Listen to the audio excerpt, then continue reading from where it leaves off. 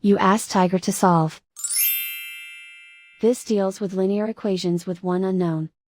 The final result is u equals -14. Let's solve it step by step. Swap sides. Group all constants on the right side of the equation. Add 5 to both sides. Group like terms. Simplify the arithmetic.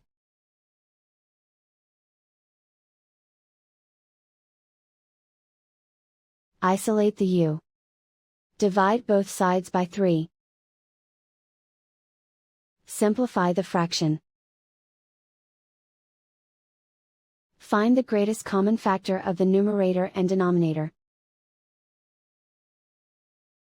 Factor out and cancel the greatest common factor.